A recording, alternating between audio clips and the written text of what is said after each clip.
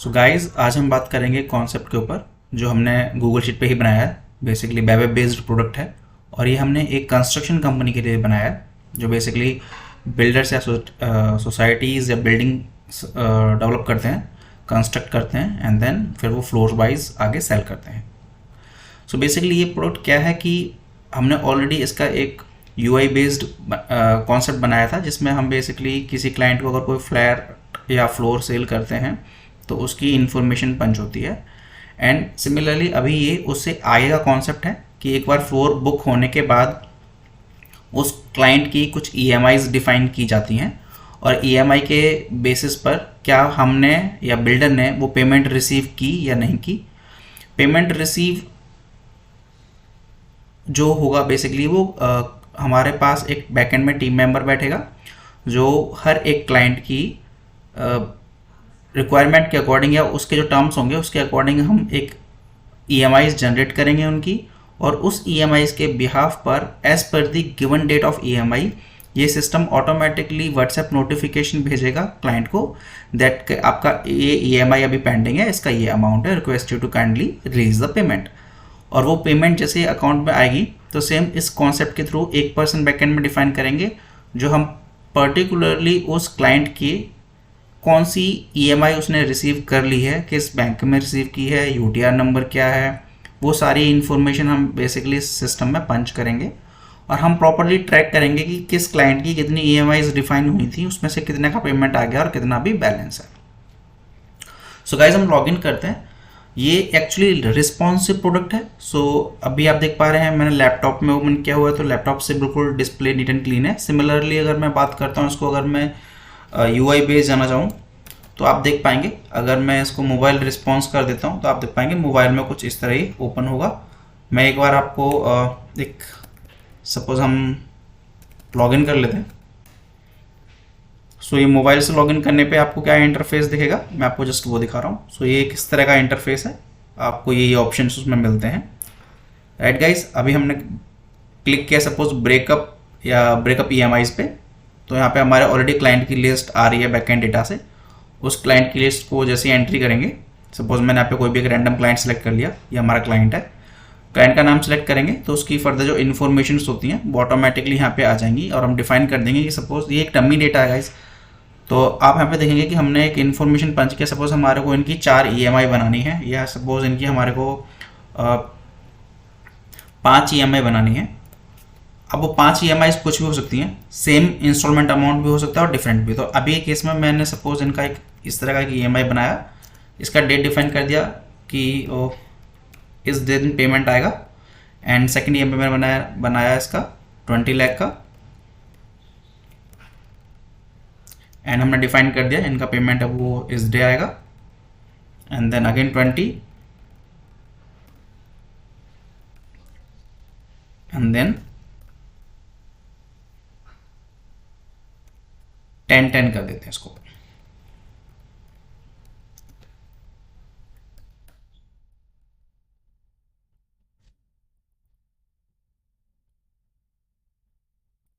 और 20, 20, 40, 50, 65 हमने कर दिया गाइस। तो मैं बेसिकली इसको 10 कर देता हूँ और नीचे एक 10 कर देता हूँ। सो एक प्रॉपरली वे में हमने इसको डिवाइड कर दिया। सो आप देख पाएंगे ये हमने इसकी इंस्टॉलमेंट डिफाइन की है कि किस दिन में क्या पेमेंट आएगा। अब मैं आपको कॉन्सेप्ट इसी में दिखा देता हूँ करके। सपोज मैंने यहाँ पे ये एंट्री कुछ इस तरह कर दी है बाय मिस्टेक और मैं इसको जनरेट इंस्टॉलमेंट पे क्लिक करता हूँ तो आप देखेंगे मेरा सिस्टम ऑटोमेटिकली बता देगा कि the total installment does not match the total amount. तो बेसिकली जो इंस्टॉलमेंट अमाउंट आप जनरेट कर रहे हैं उसका सम इक्वल होना चाहिए जो ऊपर हमने कॉस्ट डिफाइन किया हुआ है। तो आप इस तरह एक गलत ईएमआई भी किसी क्लाइंट का नहीं रेज कर पाएंगे। मैंने जनरेट पे क्लिक किया तो ये ईएमआई जनरेट हो जाएगी और बैकएंड में जो डेटा होगा वो कैप्चर हो जाएगा। जैसे कि आप देखेंगे ये कैप्चर हो गया। मैं आपको डायरेक्टली गूगल शीट पे लेके चलता हूँ तो आप देखेंगे ये जस्ट मैंने ईएमआई जनरेट की है और अभी के टाइम पे ऑटोमेटिकली ईएमआई का डेटाबेस हमारे पास यहाँ कैप्चर हो गया। वापस चलते हैं यूआई पे। अब बेसिकली होगा क्या, जैसे आप ईएमआई जनरेट करेंगे तो वो ईएमआई जनरेट होने के बाद ऑटोमेटिकली आपका क्लाइंट आईडी से उस पर्सन का नाम हट जाएगा, बिकॉज एक पर्सन को आप मल्टीपल टाइम्स ईएमआई असाइन नहीं कर सकते। ये काम कर दिया है एक पर्सन ने। नाउ द सेकंड पर्सन क्या करेगा, ईएमआईज के रेफरेंस में वो इंस्टॉलमेंट का रिको करेगा। सो अभी आप देखेंगे हमने सपोज राहुल शर्मा का ईएमआई जनरेट किया था, मैंने राहुल शर्मा सेलेक्ट किया, तो आप देख पाएंगे जो भी हमने ईएमआई जनरेट की थी ऑटोमेटिकली उसके ब्रेकअप्स हमारे पास यहाँ पे आ गए हैं। इसमें से आपने सपोज ये वाला पेमेंट रिसीव किया और आपने डिफाइन कर दिया कि मैं ये पेमेंट रिसीव कर रहा हूँ, और आपने लमसम एंट्री पंच कर दी, मैंने 23 में रिसीव करूँगा, यूटीआर नंबर उसका ये है, और मैंने सपोज HDFC बैंक में रिसीव किया पेमेंट, और मैं इसको सबमिट करूँगा, तो मुझे सिस्टम एरर बता देगा बिकॉज मैंने जो रिसीविंग अमाउंट डाला हुआ है वो भी गलत है और मैंने डेट भी गलत डाली है। क्योंकि जो रिकॉन्सिलेशन है वो बेसिकली टुडे करंट डेट से एक दिन पुरानी हो सकती है या करंट डेट की हो सकती है, उसके फ्यूचर की रिकॉन्सिलेशन डेट नहीं हो सकती है। तो मैं यहाँ पे इसका करंट अमाउंट डाल के और आगे डेट डाल दूंगा।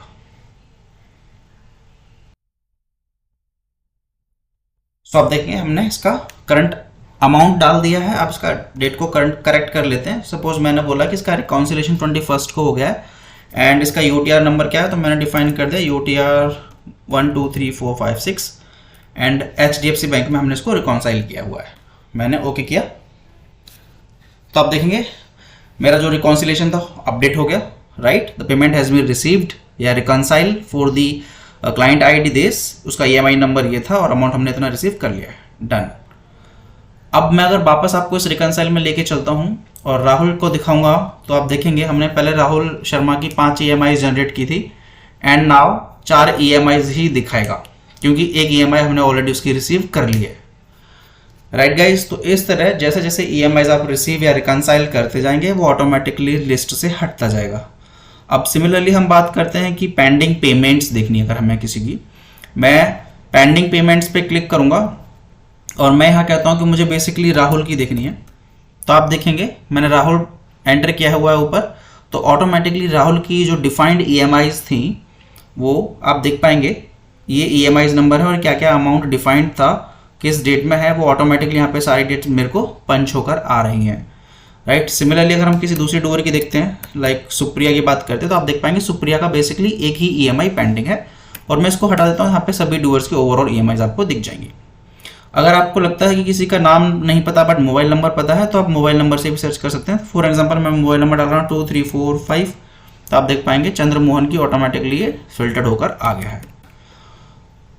सो अब चलते हैं पेमेंट हिस्ट्री में। पेमेंट हिस्ट्री में हम ये देख पाएंगे कि ओवरऑल हमने अपने कितने क्लाइंट्स की पेमेंट रिसीव कर ली है। मुझे राहुल की पेमेंट देखनी है, तो आप देखेंगे राहुल की मैंने बेसिकली एक पेमेंट रिसीव की हुई है 15 लाख रुपए की, UTR number 123456 and HDFC bank में ये रिकॉन्साइल हुआ है।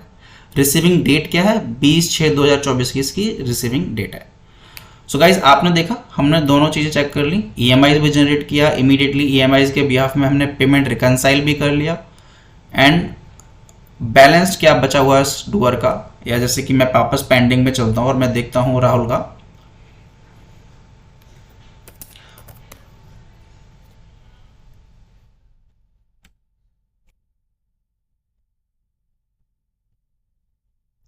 हम राहुल का एक बार चेक कर लेते हैं कि बेसिकली राहुल का कितना पेमेंट पेंडिंग है। चेक कर लेते हैं कि राहुल का बेसिकली कितना पेमेंट अभी पेंडिंग है। तो मैंने राहुल सेलेक्ट किया, तो आप देख पाएंगे राहुल का ओवरऑल पेंडिंग 4 EMIs भी पेंडिंग है, जिसमें इनकी जो लेटेस्ट EMI आनी है, यानी जो लास्ट अपकमिंग EMI है वो 26/7/2024 की है, यानी 26 जुलाई 2024 को इनकी EMI आनी है। सो बेसिकली अब सिस्टम ये क्या करेगा, ऑटोमेटिकली 26 जुलाई 2024 से 7 दिन पहले एक व्हाट्सएप नोटिफिकेशन भेजेगा with all the details and same फिर 3 दिन पहले एक नोटिफिकेशन भेजेगा, राइट। यही सेम नोटिफिकेशन वो क्लाइंट को तो भेज ही रहा है, साथ के साथ सेल्स एग्जीक्यूटिव को भेजेगा। सो फॉर एग्जांपल अगर राहुल शर्मा की जो लीड है वो सेल्स एग्जीक्यूटिव जिनेश लेकर आए हैं, तो जिनेश को भी व्हाट्सएप नोटिफिकेशन भेजेगा कि जिनेश आपको राहुल शर्मा का ये वाला पेमेंट अभी पेंडिंग है। तो राहुल शर्मा भी फिर आगे जिनेश भी फिर आगे राहुल शर्मा से कॉन्टैक्ट करेंगे कि regarding the payment releasement. So guys ये था ओवरऑल कॉन्सेप्ट, जिसमें आप ये देख पा रहे हैं कि हम किस तरह से पेमेंट को EMIs में ब्रेक कर रहे हैं, उनका रिकॉन्सिलेशन कर रहे हैं एंड साथ के साथ हम ये भी देख पा रहे हैं कितना पेमेंट या इंस्टॉलमेंट पेंडिंग है और कितना हमने रिसीव कर लिया। इसका डेटाबेस बेसिकली गूगल शीट ही है, So I hope guys you like the concept, you like the video. If you like, please like and subscribe my YouTube channel as well. Thank you guys, thank you so much, take care, bye.